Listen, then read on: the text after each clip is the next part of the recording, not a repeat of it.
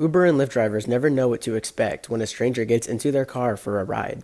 Uber driver Heather Ballard Cates experienced this firsthand when she picked up a Stillwater celebrity. On March 5th, OSU quarterback Mason Rudolph made his way into the passenger seat of her black Nissan Altima. Well, I didn't know who he was. I should have, but my fiance knows very well, and I just kind of picked up on the conversation in the car that I probably had a football player in here, and he was probably pretty important, so I asked. So that way I could kind of save my relationship, and I asked Mason if he wouldn't mind taking a picture with me so I could show my fiance, and he was very sweet. He accommodated, so.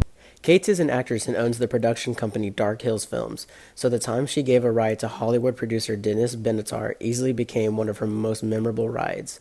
His daughter attended OSU and lives in Stillwater, where she teaches. He and his fiancée were visiting while on their way to Minnesota. Cates also drives for Lyft, which began service in Stillwater on March 9th. Mike Mizzatari started driving for Lyft a week ago. He only drives on the weekends because schoolwork keeps him busy during the week.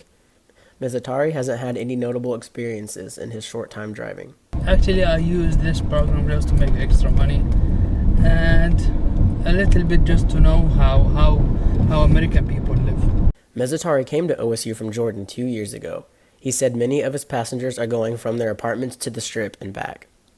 Uber driver Tyler Wedman said he has had problems with passengers on the Strip.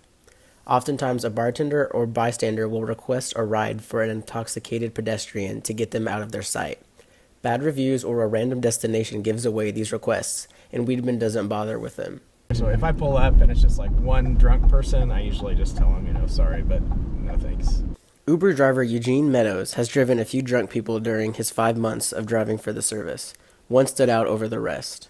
And it was like a 4 or 5 mile trip, but she was going through everything. She told me about her life, about experiences, about boyfriends and what she should do and if she should spend the night tonight. I'm like, I don't know, you know. Meadows said when he was in college in San Antonio, he would give people rides to Austin. He let anyone ride as long as he was paid $100 up front.